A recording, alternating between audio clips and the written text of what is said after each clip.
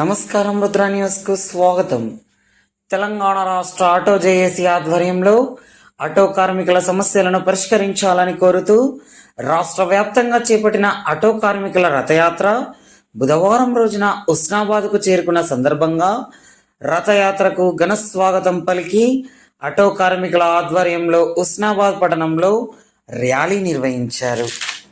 Auto కార్మికులను ప్రభుత్వం ఆదుకోవాలని, కాంగ్రెస్ ప్రభుత్వం ఆటో కార్మికులకు ఇచ్చిన హామీలను నిలబెట్టుకోవాలని బీఆర్ఎస్ పార్టీ నియోజకవర్గ అధికార ప్రతినిధి ఐలేని మల్లికార్జున్ రెడ్డి ప్రభుత్వాన్ని కోరారు. కాంగ్రెస్ ప్రభుత్వం మహాలక్ష్మి పథకం ప్రారంభించినప్పుడు ఆటో కార్మికులను ఆదుకుంటామని హామీ ఇచ్చి దాదాపు 15 నెలలు గడిచినా ఆటో కార్మికులను పట్టించుకోలేదని బీఆర్ఎస్ పార్టీ నియోజకవర్గ అధికార ప్రతినిధి ఐలేని మల్లికార్జున్ రెడ్డి ఆరోపించారు. ప్రతి ఆటో కార్మికునికి సంవత్సరానికి 12,000 రూపాయల భృతిని చెల్లించి అందరినీ ఆదుకుంటామని గొప్పలు చెప్పుకున్నారే తప్ప కానీ దానిని అమలు చేయడం లేదన్నారు. అదేవిధంగా ఆటో కార్మికుల కోసం సంక్షేమ బోర్డు ఏర్పాటు చేస్తామని అన్నారు. రాష్ట్రంలో 7 లక్షలకు పైగా ఆటో నడుపుకుంటూ జీవనం కొనసాగిస్తున్నారని, కానీ ఆటోలు సరిగా నడవక వారి కుటుంబాలు రోడ్ల మీద పడ్డాయని అన్నారు. ఆటోలు కొనుగోలు చేయడం కోసం ఫైనాన్సులు తీసుకువచ్చి కట్టలేక అప్పుల పాలవుతున్నారని ఆవేదన వ్యక్తం చేశారు. కొంతమంది ఆటో కార్మికులు మనస్తాపం చెంది ఆత్మహత్యలు చేసుకున్న పరిస్థితులు ఉన్నాయని అన్నారు. ఇలా ఆత్మహత్యలు చేసుకున్న కుటుంబాలను ప్రభుత్వం వెంటనే ఆదుకొని ఆర్థిక సహాయం అందించాలని కోరుతున్నట్లు తెలిపారు. ఈ రథయాత్రలో పాల్గొన్న రాష్ట్ర ఆటో జేఏసీ అధ్యక్షులు మంద రవికుమార్ మాట్లాడుతూ, ఈ నెల 27న హైదరాబాదులో ఇందిరా పార్కు దగ్గర 1000 మంది ఆటో కార్మికులతో పెద్ద ఎత్తున మహాసభను నిర్వహించడం జరుగుతుందని తెలిపారు. ఈ మహాసభలో అనేక మంది కార్మికుల నాయకులు కూడా పాల్గొంటారని తెలిపారు. రాష్ట్ర ప్రభుత్వం ఆటో కార్మిక సమస్యలు పరిష్కరించకపోతే రానున్న రోజులలో పోరాటం చేస్తామని తెలిపారు. ఈ కార్యక్రమంలో హుస్నాబాద్ ఆటో జేఏసీ బాధ్యులు సావుల శ్రీనివాస్, అక్బర్, వెంకటేష్, ఐలయ్య, తిరుపతి, రవి, ఫయాజ్, నర్సయ్య, సాయి, మహేష్, రాజు, కిట్టు, తిరుపతి, ఆటో డ్రైవర్లు తదితరులు పాల్గొన్నారు.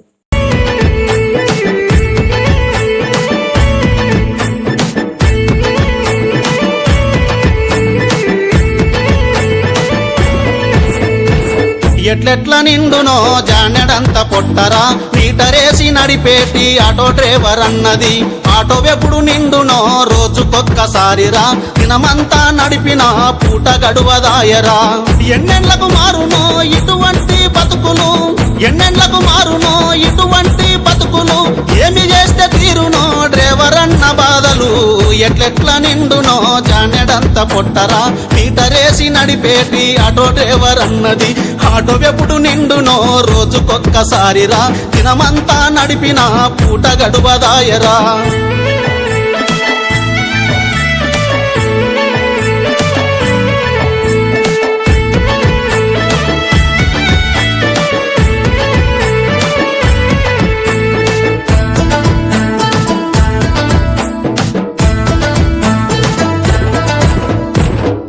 లేస్తే ఇంకా తిప్పలు మొదలాయన, గిరాకెట్ల ఉంటదో గుండెల గుబులాయన.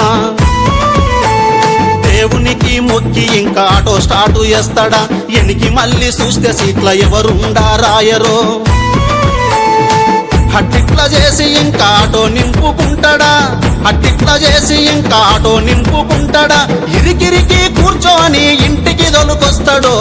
ఎట్లెట్ల నిండునో జానెడంత పొట్టరా, మీటరేసి నడిపేటి ఆటో డ్రైవర్ అన్నది. ఆటో ఎప్పుడు నిండునో రోజుకొక్కసారిరా, దినమంతా నడిపిన పూట గడువదాయరా.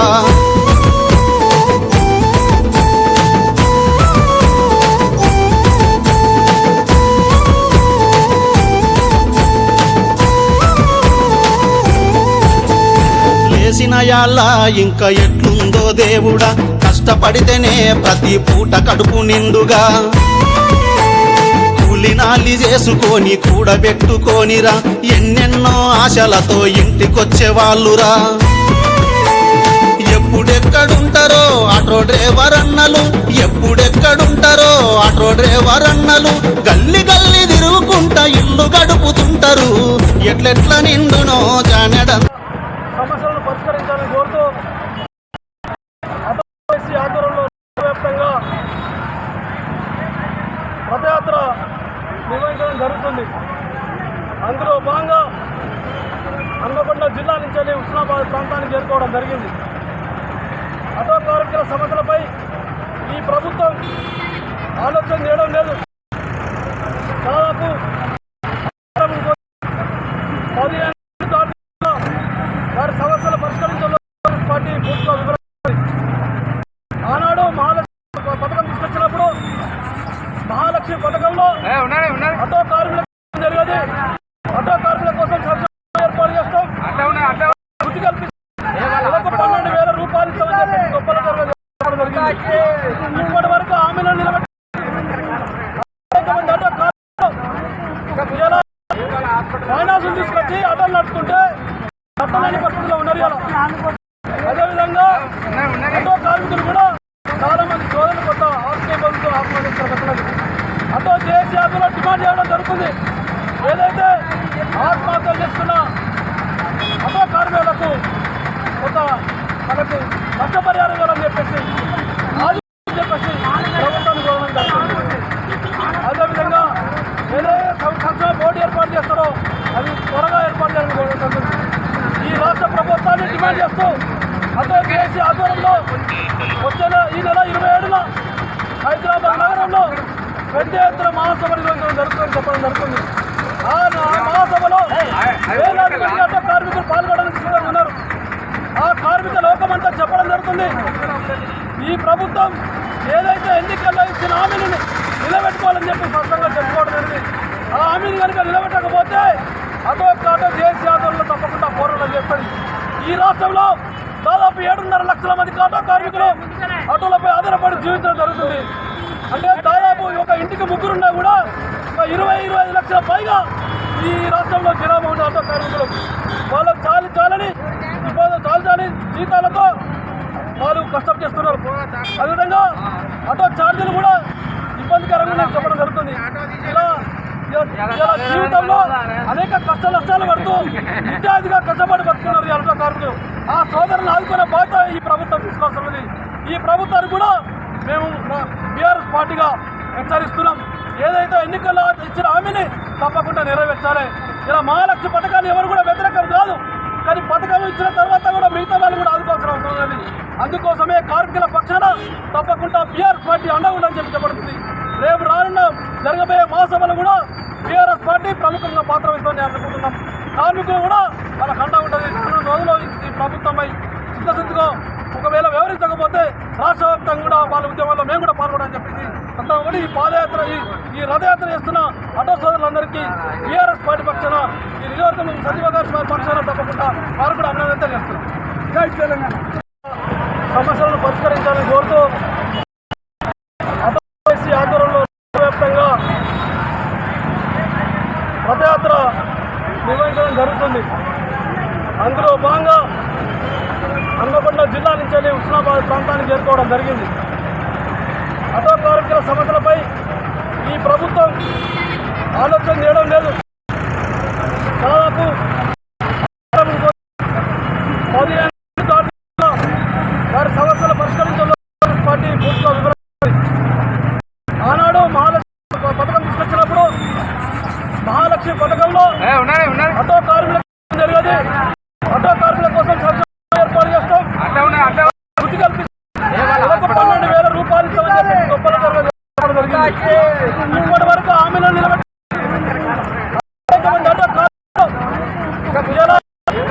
ఫైనాన్స్ తీసుకొచ్చి ఆటోలు నడుచుకుంటే నట్టలేని పరిస్థితిలో ఉన్నారు.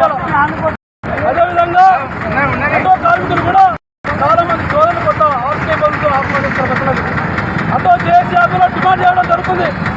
ఏదైతే ఆత్మహత్యలు చేస్తున్న ఆటో కార్మికులకు కొంత మనకు నష్టపరిహారం ఇవ్వాలని చెప్పేసి ప్రభుత్వాన్ని కోరడం జరుగుతుంది.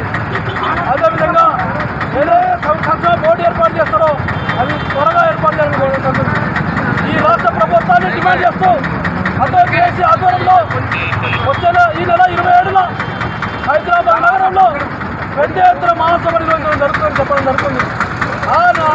సభలో వేలాది మంది ఆటో కార్మికులు పాల్గొనడానికి సిద్ధంగా ఉన్నారు.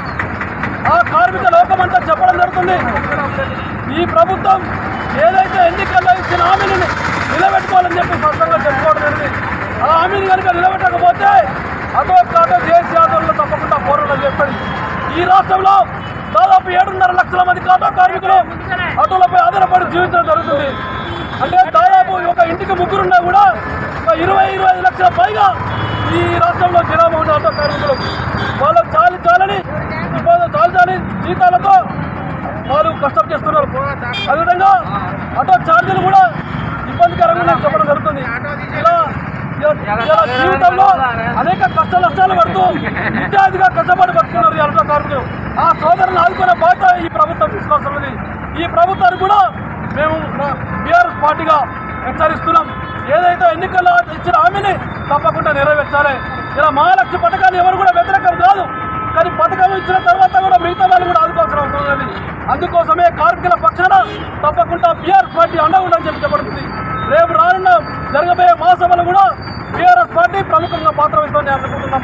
కార్మికులు కూడా వాళ్ళకి అండ ఉంటుంది. రానున్న రోజుల్లో ఈ ప్రభుత్వంపై చిత్తశుద్ధిగా ఒకవేళ వ్యవహరించకపోతే రాష్ట్ర వ్యాప్తంగా కూడా వాళ్ళ ఉద్యమాల్లో మేము కూడా పాల్గొనని చెప్పేసి ఒకటి ఈ పాదయాత్ర ఈ రథయాత్ర చేస్తున్న ఆటో సోదరులందరికీ బీఆర్ఎస్ పార్టీ పక్షాన ఈ నియోజకవర్గం సంజీవ గారి పక్షాన తప్పకుండా వారు కూడా అభినందన తెలియజేస్తున్నారు. జై తెలంగాణ. నర్సాపూర్లో మొదలైన ఆటో రథయాత్ర నేటికి 13వ రోజుకు చేరుకున్నది. ఇప్పటి వరకు కూడా 40-45 సభలు, సమావేశాలు, రోడ్ షోలు నిర్వహించుకుంటూ వస్తూ ఉన్నాం. మరి 32 రోజుల పాటు తెలంగాణ రాష్ట్రంలో ప్రాంతాలను చుట్టుముట్టి చివరిగా 27 తారీఖు వరకు హైదరాబాద్ రథయాత్ర చేరుకుంటుంది. రథయాత్ర చేరుకునేసరికి 27 తారీఖు నాడు ఇందిరా పార్కులో భారీ బహిరంగ సభకు ప్లాన్ చేసినాం. ఈ సభకు అన్ని రాజకీయ పార్టీలలో ఉన్న మా కార్మిక నాయకులను, ఆటో యూనియన్ నాయకులను అందరినీ కూడా అతిథులుగా ఆహ్వానించినాము. వారందరూ కూడా వస్తూ ఉన్నారు. కాబట్టి మరి ఆటో సమాజాన్ని, రాష్ట్రంలో ఉన్న ఆటో సమాజాన్ని మొత్తం కూడా ఆ సభకు రావాలని మేము ఈ సందర్భంగా విజ్ఞప్తి చేస్తూ ఉన్నాం. మరి ఏదైతే ఈ కాంగ్రెస్ పార్టీ 2023 ఎన్నికల మేనిఫెస్టోలో మరి ఆటో డ్రైవర్లకు కొన్ని హామీలు ఇవ్వడం జరిగింది. ఆ ఎన్నికల మేనిఫెస్టో నా దగ్గర ఉంది. దయచేసి ఒకసారి ప్రజాస్వామ్యం అందరూ కూడా గమనించాలని మేము కోరుతూ ఉన్నాం. 2023 ఎన్నికల్లో మరి ఆటో డ్రైవర్లకు కొన్ని హామీలు ఇవ్వడం జరిగింది. మహాలక్ష్మి పథకం పెట్టడం వల్ల ఆటో డ్రైవర్లకు వేటు పడుతుంది, వాళ్ళ జీవితాలకు గుడ్డలు పెట్టిగా మారుతుంది మహాలక్ష్మి పథకం అని కాంగ్రెస్ పార్టీ ముందే గ్రహించి మమ్మల్ని నిద్రపుచ్చడానికి, లేకుంటే జోకొట్టడానికి, లేకుంటే మభ్యపెట్టడానికి ఏవైతే మాకు కొన్ని పథకాలు ప్రవేశపెట్టింటూ మాట్లాడి చెప్పారు. అందులో ప్రధానంగా సంవత్సరానికి 12,000 రూపాయలు, అందులో ప్రధానంగా సంక్షేమ బోర్డు, ఆటో సంక్షేమ బోర్డు, సామాజిక భద్రత, ఇలా అనేకమైన ఆటో నగర్లు, ఇల్లు లేని ఆటో డ్రైవర్లకు ఇల్లు కట్టించి ఆటో నగర్లుగా ఏర్పాటు చేస్తామని ఇలా అనేకమైన కార్యక్రమాలను మా కోసం ఆ రోజు ప్రకటించి మమ్మల్ని మభ్యపెట్టి ఓట్లు వేసుకొని అధికారంలోకి వచ్చిన కాంగ్రెస్ పార్టీ మరి ఇప్పుడు 2 సంవత్సరాలు దగ్గరికి వస్తూ ఉంది. 2వ సంవత్సరం కూడా దగ్గరికి వస్తూ ఉంది. మరి ఆ 12,000 రూపాయల ప్రస్తావన లేదు. ఇప్పటికి 2 సార్లు కూడా బడ్జెట్ ప్రవేశపెట్టిళ్ళు. ఆ బడ్జెట్లో మాకు బడ్జెట్ ఇంతవరకు కేటాయించలేదు. ఎస్సీ, ఎస్టీ, బీసీ, మైనార్టీ వర్గాల ప్రజల కోసం, అన్ని వర్గాల ప్రజల కోసం ఏదో ఒక సంక్షేమ కార్యక్రమాన్ని పెట్టింది. కానీ మరి ఆటో డ్రైవర్ల విషయానికి వస్తే మొండి చేసి చూపుతూ ఉన్నారు. దయచేసి ఈ రాష్ట్రంలో ఇప్పటి వరకు మీరు ఏదైతే ఉందో ఆ పథకం ద్వారా మరి ఇప్పటి వరకు 83 మంది ఆటో డ్రైవర్లు రాష్ట్రంలో ఆత్మహత్యలు చేసుకొని వివిధ కారణాల చేత చనిపోయాలంటే పరిస్థితి అయితే సీరియస్గా ఉన్నదో అర్థం చేసుకోవాలని మేము కోరుతా ఉన్నాం. ఇప్పటికైనా కూడా వాళ్ళకు కూడా తమ గలాన్ని ముప్పలేదు ఆటో డ్రైవర్ల మీద.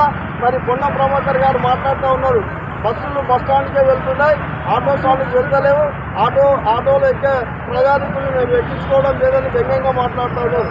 అయ్యా మినిస్టర్ గారు, మీరు ఒకసారి ఫీల్డ్లోకి రావాలి. మీరు ఒకసారి ఫీల్డ్లోకి వస్తే మా ఆటో పరిస్థితి తెలుస్తాయి. మీరు అక్కడ ఉండి మాట్లాడడం భావ్యం కాదు. దయచేసి ఎంబటే మా సమస్య కొంత పరిష్కారం చూపెట్టాలని మేము కోరుతా ఉన్నాం.